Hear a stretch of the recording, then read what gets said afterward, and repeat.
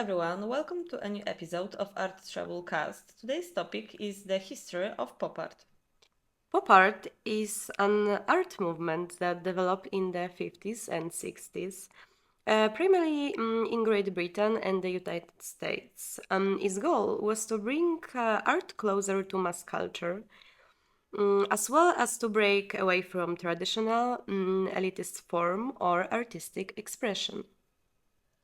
The movement emerged as a reaction to the abstract expressionism that dominated art after World War II. Pop artists rejected an introspective approach to art, instead, talking an interest in everyday objects, advertising mass culture, and icons of consumers.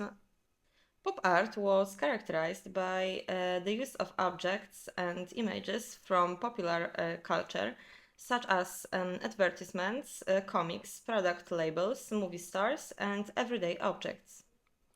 Initially, in Great Britain, pop art was strongly associated with youth subculture.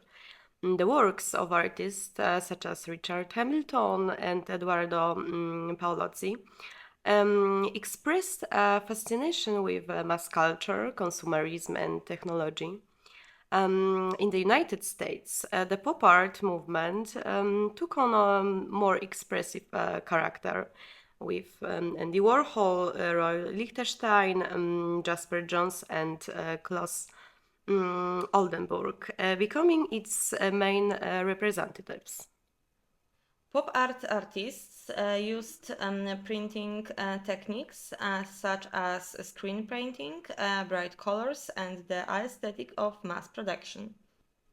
When talking about pop art, it's impossible not to mention the king of pop art, Andy Warhol. He's considered an icon of pop art. Warhol used images of consumer products, such as Campbell's soup cans or Coca Cola bottles, to explore the boundary between art and commerce. His works, such as portraits of Marilyn Monroe or Campbell's soup cans, became symbol of this era. Another artist I would like to mention is Roy Lichtenstein. His paintings resembled comics, often with characteristic printer dots, so-called band-aid dots, that gave the works the look of printed illustrations. His famous works, such as Wham and Drawing Girl, combined pop culture with serious painting. We should also mention Klaus Oldenburg, a Swedish artist who became famous for creating monumental sculptures of everyday objects, such as giant cutlery or hamburgers. His works were often funny, but also carried a critique of consumerism. Another important artist for pop art was Tom Wesselman. His works often depicted female nudes inspired by advertisements and comics. Wesselman experimented with form using techniques such as collage to combine pop up culture with serious painting. I would like to mention James Rosengist. His paintings are often large scale collages, combining fragments of advertising and pop culture with more personal symbols. His most famous work, F 111, is a monumental canvas that is both commentary on contemporary culture and art. Pop art aimed to destroy the traditional borders between high and low culture, accepting mass production, consumption, and popularity. Thanks to this artist, the pop art movement became one of the most important trends in contemporary art. Pop art is not only painting but also film. In the world of film, Pop art has manifested itself primarily in aesthetics and narrative. Films began to use elements of mass culture, such as comics, advertisement, or stylization taken from pop art. An example is the work of director Wes Anderson, who in his films, e.g., The Grand Budapest Hotel or The Royal Tannenbaums, combines elements of pop art such as intense colors, expressive shapes, and stylistic references to pop culture.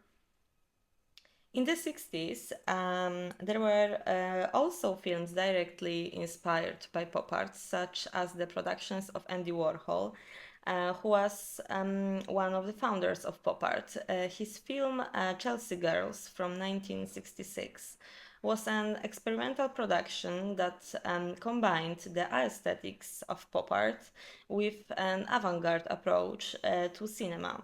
Stylization and colors in films became important elements of this era.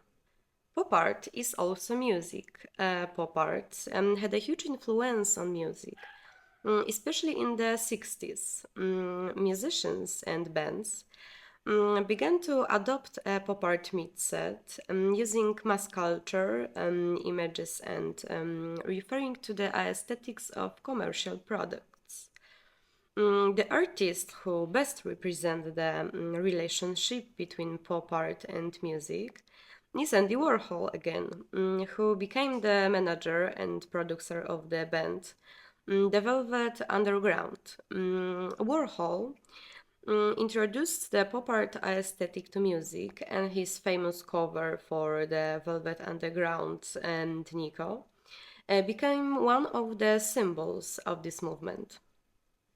In music, pop art inspired artists to experiment with form, image, and message. The Beatles, especially in the 60s, were also influenced by pop art, an example of which is their album SGT Pepper's Lonely Hearts Club Band, which combined an avant garde approach to music with clear elements of pop culture.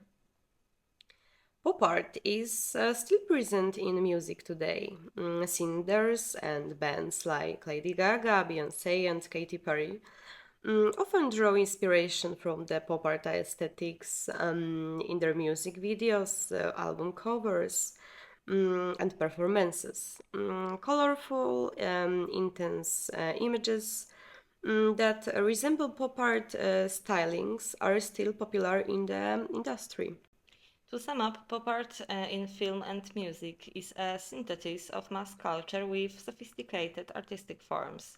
It influenced the way art was perceived, changing the boundaries of what could be considered high and low culture, and the work of artists who began to engage in experiments with pop culture, commercialism.